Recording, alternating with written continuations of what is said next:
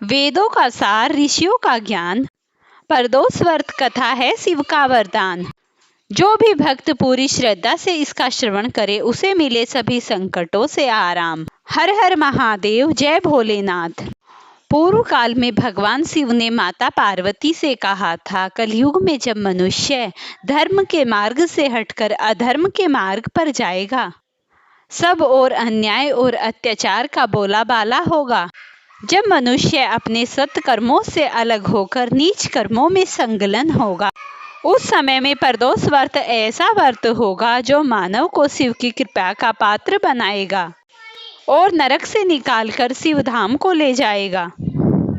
नारद जी कहते हैं, प्रदोष व्रत वो व्रत है जो मनुष्य को धर्म, काम, मोक्ष तथा यश की कीर्ति कराने वाला है, चारों धाम दिखाने वाला है। प्रदोष काल का ये व्रत देवों के देव महादेव जो शाम की संध्या में अपने भक्तों के समक्ष प्रकट होते हैं, जो अपने भक्तों के छोटे से छोटे जप, तप, दान, अनुष्ठान करने मात्र से ही प्रसन्न हो जाते हैं। आज शुक्र प्रदोष व्रत है, जिसको करने से न केवल पापों का नाश होता है बल्कि जीवन में सुख और समृद्धियों का वास भी हो जाता है। तो आइए प्रिय भक्तगणों, आज भगवान शिव की इस प्रदोष व्रत कथा का हम सभी मिलकर दिव्य और भाव विभोर आनंद उठाते हैं। पूर्व समय की बात है। शुक्र प्रदोष व्रत की कथा के अनुसार एक नगर में 3 मित्र रहते थे, जिनमें से एक राजकुमार था, दूसरा ब्राह्मण था और तीसरा धनिक पुत्र था। राजकुमार और ब्राह्मण दोनों विवाहित थे, लेकिन कुछ समय बाद धनिक पुत्र का भी विवाह हो गया, लेकिन उसका अभी गौना नहीं हुआ था, इसीलिए धनिक पुत्र की पत्नी अपने मायके में रहती थी। एक दिन तीनों दोस्त साथ में बैठकर स्त्रियों के बारे में चर्चा कर रहे थे, जिस पर ब्राह्मण कुमार ने स्त्रियों की तारीफ करते हुए कहा, नारीहीन घर भूतों का डेरा होता है। धनिक पुत्र ने जैसे ही ये बात सुनी तो उसे तुरंत ही अपनी पत्नी को घर लाने का उसने निश्चय कर लिया। धनिक पुत्र को उसके माता पिता ने खूब समझाया कि अभी शुक्र देवता डूबे हैं, इस समय बहू बेटियों को उसके घर से विदा करा कर लाना अशुभ होता है, लेकिन धनिक पुत्र ने किसी की नहीं सुनी और वह तुरंत ही ससुराल पहुंच गया। धनिक पुत्र को उसके ससुराल वालों ने भी खूब समझाया, लेकिन उसने जबरदस्ती अपनी पत्नी को विदा कर लिया आया। विदाई कराने के बाद दोनों पति पत्नी शहर से निकले ही थे, उनकी बैलगाड़ी का पहिया निकल गया और बैल की टांग टूट गई, जिसमें दोनों को चोट लगी, लेकिन वे दोनों आगे चलते रहे। कुछ ही दूरी पर पहुंचे थे, तभी उन्हें डाकू मिले। डाकुओं ने उनका सारा पैसा लूट लिया। जैसे ही दोनों नगर में पहुंचे, धनिक को सांप ने डस लिया और उसके पिता ने वैद्य को बुलाया तो वैद्य ने बताया, इनकी 3 दिन में मृत्यु हो जाएगी। जब धनिक के मित्र ब्राह्मण कुमार को यह खबर मिली तो वह तुरंत अपने दोस्त के पास पहुंचा और उसने अपने मित्र के माता पिता को शुक्र प्रदोष व्रत के बारे में बताया। उसने कहा कि इसे पत्नी सहित वापिस ससुराल भिजवा दें। धनिक ने भी कुमार ब्राह्मण की बात मानकर दोनों को ससुराल पहुंचा दिया। वहां जाकर धनिक पुत्र की हालत ठीक हो गई, यानी शुक्र प्रदोष के माहात्म्य से सभी कष्ट दूर हो गए। इसीलिए शुक्र प्रदोष के दिन यह कथा अवश्य पढ़नी और सुननी चाहिए।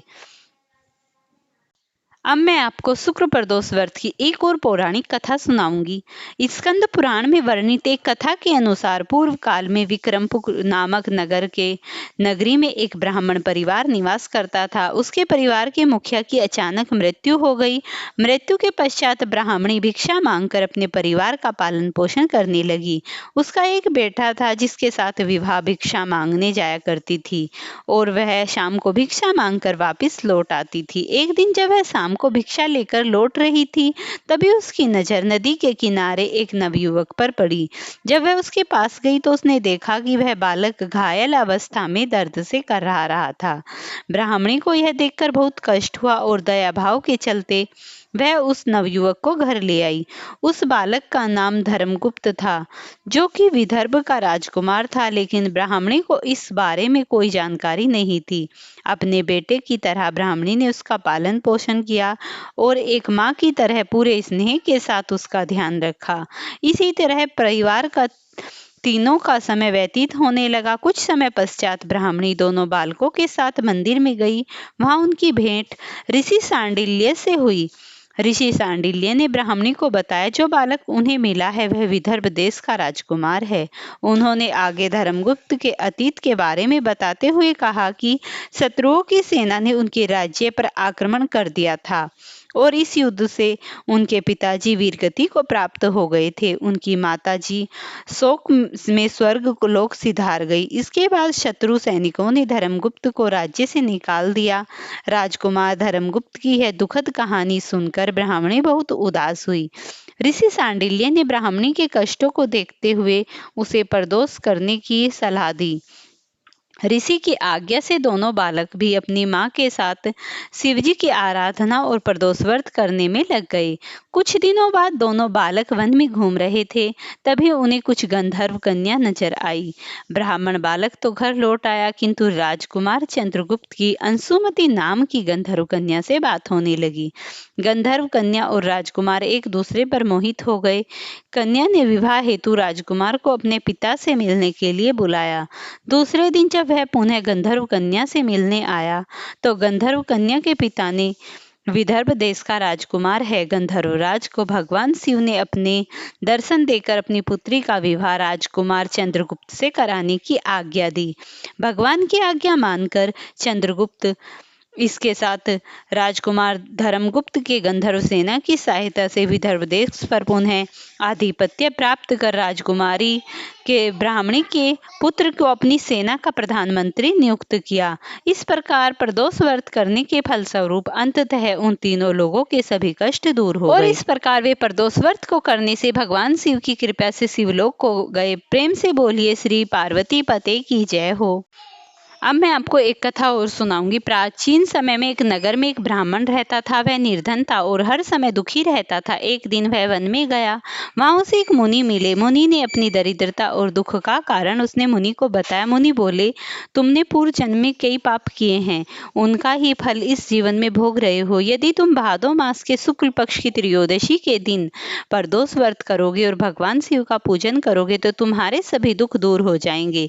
ब्राह्मण ने विधि पूर्वक व्रत किया। भगवान शिव प्रसन्न हुए और उन्हें धन, संतान, सुख, समृद्धि प्रदान की और कहा कि प्रदोष व्रत में प्रातः काल स्नान कर व्रत का संकल्प ले। दिन भर उपवास रखे। संध्या के समय स्नान कर शिवलिंग पर जल, गंगा जल, दूध, दही, बेलपत्र, धूप दीप चढ़ाएं। प्रदोष की कथा सुने और ओम नमः शिवाय मंत्रों का जप करें। रात्रि भर जागरण कर भगवान शिव के मंत्रों को गाना चाहिए। फिर प्रदोष व्रत करने से भगवान शिव की कृपा का पुण्य फल प्राप्त होता है। दरिद्रता और रोग दूर होते हैं। अंत समय में मोक्ष की प्राप्ति होती है। एक समय ऐसा हुआ, बहुत समय पहले एक नगर में एक ब्राह्मण रहता था। वह अत्यंत गरीब था। घर में अन्न का एक दाना भी नहीं था। पत्नी और बच्चे भूखे रहते थे, परंतु घर में ब्राह्मण भक्ति में सदा तल्लीन रहता। एक दिन ब्राह्मण दुखी होकर वन में गया और वहां जाकर एक महान ऋषि को देखा। उनको हाथ जोड़कर प्रार्थना की, गुरुदेव, मैं अत्यंत दुखी हूँ। मेरे घर में अन्न धन नहीं है। कृपया कर मुझे कोई उपाय बताइए। उस समय ऋषि ध्यानमग्न बैठे हुए थे और कहा, वत्स, तुम्हारे पूर्व जन्म में तुमने कभी भगवान शिव की पूजा नहीं की। इसी कारण इस जन्म में तुम्हें दरिद्रता का कष्ट सहना पड़ रहा है। यदि तुम भादो मास के शुक्ल पक्ष की त्रयोदशी को प्रदोष व्रत करो और सच्चे मन से शिव जी की आराधना करो तो तुम्हारे जीवन के सब दुख दूर हो जाएंगे। ब्राह्मण ने निश्चय किया कि वह व्रत करेगा। उस दिन उसने सुबह स्नान किया, संकल्प लिया और पूरे दिन उपवास रखा। संध्या समय गंगा स्नान पर गया और वहां स्नान करके स्वच्छ वस्त्र पहने। फिर उसने शिवलिंग पर गंगा जल, दूध, दही, घी, शहद, बेलपत्र, धूप दीप और फूल चढ़ाए। फिर भगवान शिव के मंत्रों का जप किया, ओम नमः शिवाय, और उसने पूरी रात्रि जागरण किया, भजन कीर्तन करता रहे भगवान के। उसकी भक्ति देखकर भगवान शिव प्रसन्न हुए।